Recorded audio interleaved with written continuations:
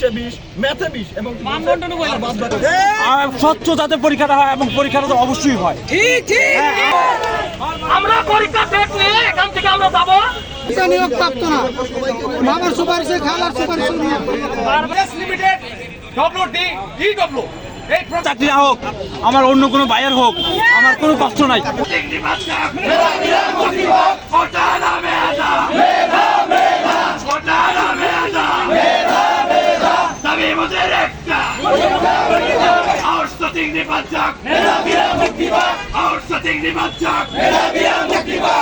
বলতে চাই এই নিয়োগ 2019 সালে নিয়োগ, এটা আসলে আমাদের বিভিন্ন ধরনের ষড়যন্ত্রের কারণে আমাদের এই পরীক্ষা আটকাতে ঠিক।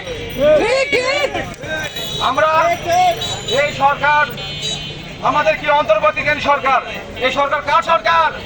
আমার সরকার। এই সরকার থাকা অবস্থায় এখানে কিছু অসাধু কর্মকর্তা এদেরকে জ্বালিয়ে দিচ্ছে এবং আমাদেরকে পরীক্ষাকে বিঘ্ন ঘটাচ্ছে। ঠিক না? আমরা চাই আমাদের যে ন্যায্য দাবি আমরা ফিরিয়ে পাই। আমরা এর আগেও দেখেছি 2-3 বারকে এটা পরীক্ষা ডেট দেওয়া হয় এবং বিভিন্ন সমস্যার কারণে এদেরকে আবার পিছিয়ে দেওয়া হয়। আমরা চাই যে আজকে এর চূড়ান্ত আমরা ফলাফল ইনশাল্লাহ পাবো। আমরা বলতে চাই এই বর্তমান যে আউটসোর্সিং, এই আউটসোর্সিং আসলে এটা একটা কোম্পানি, এদেরকে সরকারি করার তো প্রশ্নই আসে না। একটা কোম্পানির ওরা আন্ডারে কাজ করে প্রকল্পে তারা নিয়োজিত রয়েছে, তাদেরকে কিভাবে সরকারি করতে হয়, তাদেরকে কিভাবে সুযোগ দেওয়া হয়, এটা তো প্রশ্নই আসে না। আমরা পড়াশোনা করে অনার্স পাস করে আসে আমরা সেখানে অ্যাপ্লাই করতেছি, তারা ইন্টারমিডিয়েট পাস করে কিভাবে ওখানে ইয়ে করে তারা প্রথম বলতে চাই তারা যে আউটসোর্সিং যারা আছে এদের আপনারা সবাই আপনাদের সাক্ষী রেখে বললাম, তারা কি নির্বাচন কমিশনের যে আপনারা যে ন্যাশনাল আইডেন্টিটি পেয়েছেন এটা কি ভুল না সঠিক? তাদের কি ভুল? অনান ভুল। নিজের নাম লিখতে তারা পারে না, তারা থানার নাম দেখতে পারে না, তারা গ্রামের নাম দেখতে পারে না, তারা কি থানাকে গ্রাম বানায়, গ্রামকে থানা বানায়। এই ধরনের লোক থেকে নির্বাচন কমিশন কি জানা সম্ভব? আমরা চাই আমাদের এই যে যোগ্য লোকদের, যারা যোগ্য লোক আছে তাদেরকে নিয়োগ দেওয়া হয় মেধার মাধ্যমে। লোক নিয়োগ দেওয়ার জন্য বলতেছি, মেধার মাধ্যমে, আউটসোর্সিংয়ের মাধ্যমে, প্রকল্পের মাধ্যমে, আউটসোর্সিংয়ের মাধ্যমে, কোম্পানির মাধ্যমে। আমরা চাই মেধা। সবাই যখন বলে মেধা, আপনি চাইতে কি সমস্যা? মেধা সবাই যদি চাই, এই বাংলার জনগণ যদি চাই মেধা, নির্বাচনের সমস্যা কি? আমরা মেধার যুগ পেতে যাচ্ছি।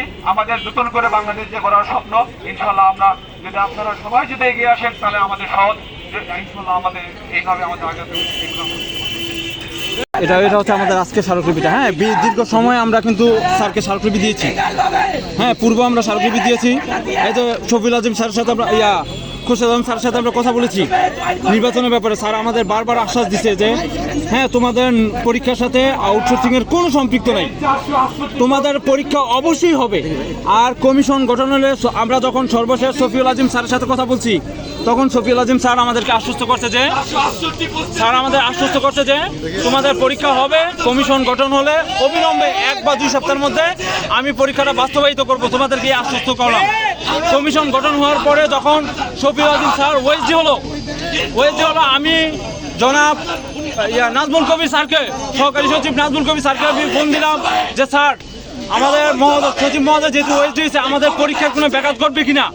স্যার বললো না, তোমাদের পরীক্ষার কোনো ব্যাঘাত ঘটবে না, তোমাদের পরীক্ষা অবিলম্বে হচ্ছে, আমরা সব কিছু প্রস্তুত, তোমাদের পরীক্ষাটা অবিলম্বেই হয়। সবকিছু আমাদের কাছে ডকুমেন্ট আছে। স্যার একদম কথা দিয়েছে 100 বার।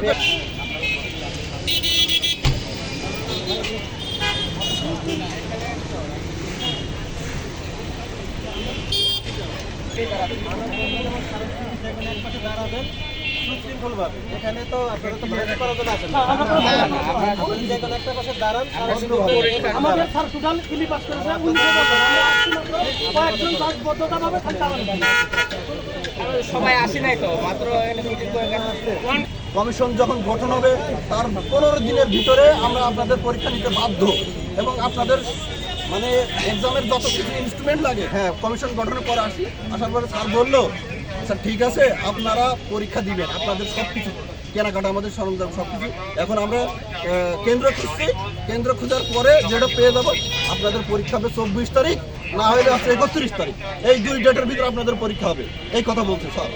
মানে জনবলের যে হেড এবং সচিবটা হ্যাঁ খোরশেদ আলম স্যার ওদের 24 তারিখে হবে, না হলে 31 তারিখে, এই 2 দিনে। আর আপনারা মনোযোগ সহকারে যে পড়ালেখা করেন, ঠিক আছে? আমাদের বলতে বাংলায় কমিশনের অফিসার কর্মকর্তা কর্মচারী যারা আছে তাদেরই আপনারা খোঁজ নিয়ে দেখবেন, গোয়েন্দা বিভাগকে খোঁজ নিয়ে দেখেন, তাদেরই কেউ আত্মীয় আছে, সবাই প্রত্যেকেরই একজন না একজন করে আত্মীয় আছে।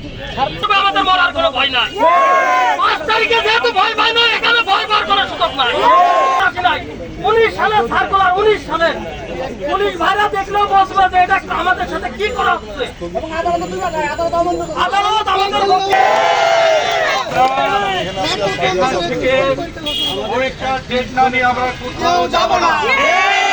এই পুলিশ আমাদের, দেশ আমাদের, এটা কোনো একক ব্যক্তির দেশ নয়, এটা আমাদের আপনাদের। স্বাধীন করে আসছে এই দেশে,